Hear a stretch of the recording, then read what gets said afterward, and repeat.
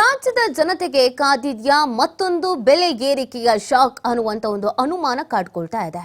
ಯಾಕಂದ್ರೆ ಪ್ರಯಾಣ ದರವನ್ನ 15ರಿಂದ 20% ಹೆಚ್ಚಳ ಮಾಡಬೇಕು ಅಂತ ಪ್ರಸ್ತಾವನೆಯನ್ನ ಸಲ್ಲಿಸಿದೆ ಕೆಎಸ್ಆರ್ಟಿಸಿ. ಸೊ ಹಾಗಾಗಿ ಕರುನಾಡಿನ ಜನತೆಗೆ ಇನ್ನೊಂದು ದರ ಏರಿಕೆಯ ಶಾಕ್ ಎದುರಾಗ್ತಾ ಇದೆಯಾ ಅನ್ನೋದೊಂದು ಆತಂಕ. ಜುಲೈ 14ರಂದು ಸರ್ಕಾರಕ್ಕೆ ಈ ಪ್ರಸ್ತಾವನೆಯನ್ನ ಸಲ್ಲಿಸಲಾಗಿದೆ ಕೆಎಸ್ಆರ್ಟಿಸಿ ಕಡೆಯಿಂದ. ವಾಯುವ್ಯ ಸಾರಿಗೆಯಿಂದಲೂ ಕೂಡ ದರವನ್ನ ಹೆಚ್ಚಳ ಮಾಡಬೇಕು ಅನ್ನುವಂತ ಪ್ರಸ್ತಾವನೆಯನ್ನ ಸರ್ಕಾರಕ್ಕೆ ಸಲ್ಲಿಕೆ ಮಾಡಲಾಗಿದೆ.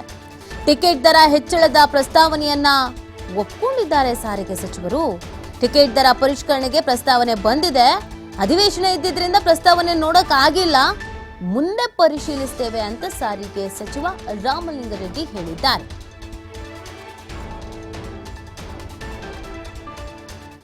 ಅಸೆಂಬ್ಲಿ ಚುನಾವಣೆ ಇತ್ತಲ್ಲ, ಅದ್ರ ಬಗ್ಗೆ ಗಮನ ಹರಿಸಿಲ್ಲ. ಪ್ರಪೋಸಲ್ ಬಂದಿದೆ ಅಂತ ನೋಡಿಲ್ಲ.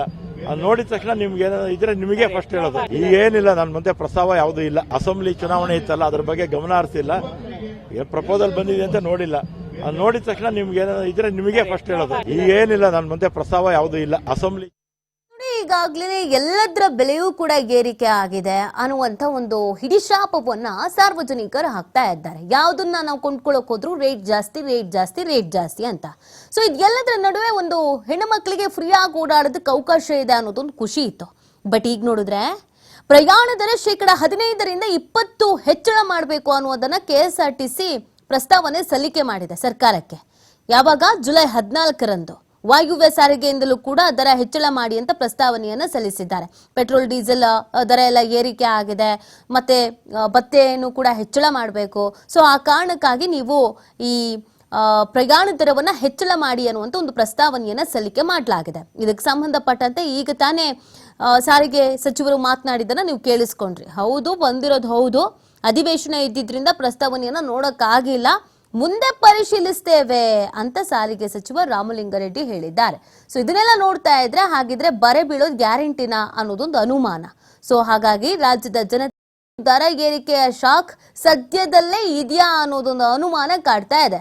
ಹಾಲಿನ ದರ, ತರಕಾರಿ ದರ, ಪ್ರತಿ ಒಂದು ದರನೂ ಕೂಡ ಈಗ ಆಲ್ರೆಡಿ ಏರಿಕೆ ಆಗಿದೆ. ಒಂದು ದಿನ ನಾವು ಕಳಿತೀವಿ ಅಂತ ಅಂದ್ರೂ ಏನಿಲ್ಲ ಅನ್ನೋ 100 ರೂಪಾಯಿ ಖರ್ಚು ಆಗೇ ಆಗತ್ತೆ. ಹಾಲು, ಮೊಸರು, ತರಕಾರಿ, ಗ್ಯಾಸು, ಪೆಟ್ರೋಲು ಹೀಗೆಲ್ಲ ನೋಡ್ಕೊಂಡು ಹೋದ್ರೆ ಹೆಂಗ್ ಜೀವನ ಮಾಡಕ್ ಸಾಧ್ಯ ಆಗತ್ತೆ? ಅದ್ರ ಮಧ್ಯದಲ್ಲಿ ಈಗ ಬಸ್ಸಿನ ದರನೂ ಹೆಚ್ಚು ಅಂತೆ, ಪ್ರಯಾಣ ದರ ಹೆಚ್ಚು ಮಾಡಬೇಕು ಅನ್ನುವಂತ ಪ್ರಸ್ತಾವನೆಯನ್ನ ಕೆಎಸ್ಆರ್ಟಿಸಿ ಸಲ್ಲಿಸಿರೋದು. ಸೊ ಇದಕ್ಕೆ ಯಾವ ತರದ ತೀರ್ಮಾನವನ್ನ ಕೈಗೊಳ್ತಾರೆ? ಎಲ್ಲ ಜಾಸ್ತಿ ಮಾಡೋಣ ಅಂತ ಏನಾದ್ರು ಅನೌನ್ಸ್ ಮಾಡ್ಬಿಡ್ತಾರ? ಇದನ್ನು ಬೇರೆ ನಾವು ತಡ್ಕೊಳ್ಬೇಕಾ? ಇದು ಈಗಿರುವಂತ ಪ್ರಶ್ನೆ. ಇದಕ್ಕೆ ಸಂಬಂಧಪಟ್ಟಂತೆ ಸಾರಿಗೆ ಸಚಿವ ರಾಮಲಿಂಗಾರೆಡ್ಡಿ ಮಾತನಾಡಿದ್ರೆ ನೀವು ಕೇಳಿಸ್ಕೊಂಡ್ರಿ. ಹೌದು, ಬಂದಿದೆ, ಆದ್ರೆ ನೋಡೋದಕ್ಕೆ ಸಾಧ್ಯ ಆಗಿಲ್ಲ, ಬ್ಯುಸಿ ಇದ್ವಿ, ನೋಡ್ತೀವಿ, ಅದ್ರ ಬಗ್ಗೆ ಗಮನ ಹರಿಸ್ತೀವಿ ಅಂತ ಹೇಳಿದ್ದಾರೆ.